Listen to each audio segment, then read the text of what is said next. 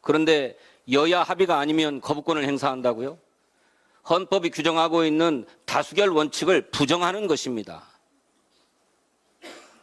저는 탄핵 사유에 해당한다 이렇게 생각합니다.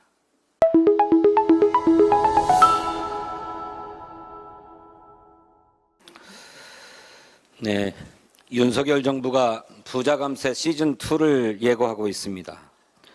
최상목 경제부총리가 최대 주주 할증평가 폐지, 상속세 추가 완화, 배당소득 과세 완화 등의 정부 구상을 밝혔습니다. 정부의 세법 개정안이 발표될 7월까지 아마도 당분간 부자 감세 예고편이 계속해서 나올 것 같습니다. 20, 30대 청년들 상위 20%와 하위 20%의 자산 비중이 35배 차이가 납니다. 우리 기업들의 배당 소득 0.1%의 상위 부자들이 50%를 가져갑니다.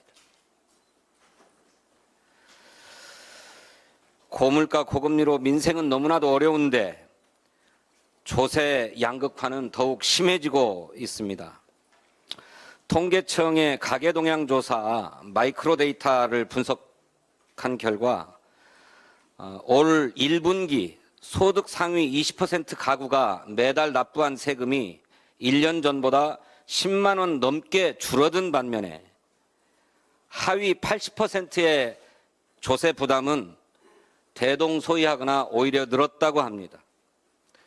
또 국회 예산정책처의 분석에 따르면 조세 지출의 혜택도 2022년에 대비해서 상위 20%의 고소득자는 23.2%나 증가한 반면에 중산층과 서민은 13.3% 혜택을 보았다고 합니다.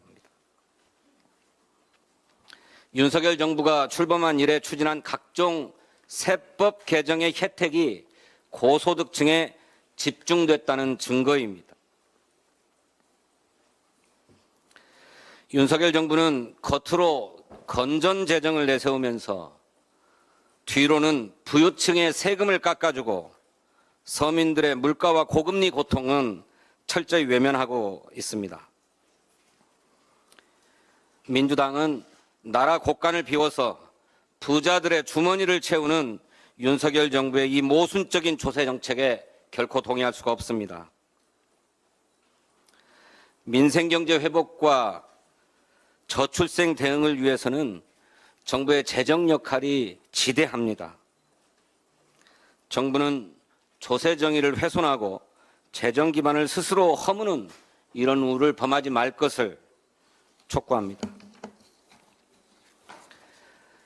우리 원내대표께서도 말씀하셨습니다만 윤석열 대통령이 어제 전세사기 특별법, 민주유공자 예우법, 농업회의소법, 한우산업지원법 등에 대해서 거부권을 행사했습니다.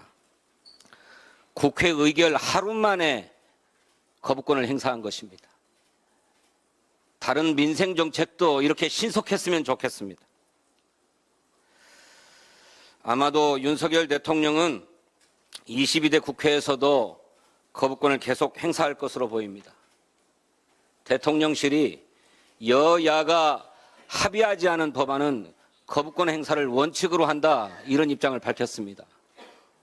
명백하게 헌법 위반입니다. 우리 헌법은 헌법과 법률에 특별한 규정이 있지 않고서는 국회 재적의원 과반수의 출석과 출석의원 과반수의 찬성으로 의결한다라고 분명하게 못 받고 있습니다. 그런데 여야 합의가 아니면 거부권을 행사한다고요? 헌법이 규정하고 있는 다수결 원칙을 부정하는 것입니다. 저는 탄핵 사유에 해당한다 이렇게 생각합니다. 청년의 희망, 국민의 생명을 지키기 위해서 더 과감하고 용감하게 우리 민주당은 국회에 주어진 헌법적 권한 행사해 나가겠습니다.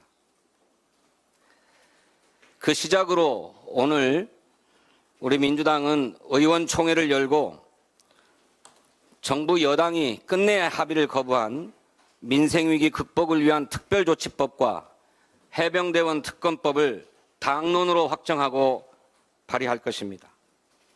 또 어제 거부권 행사로 폐기된 법안들을 비롯해서 21대 국회에서 윤석열 대통령이 거부권을 행사한 법안들 모두 다 당론으로 확정하고 발의해 나가겠습니다.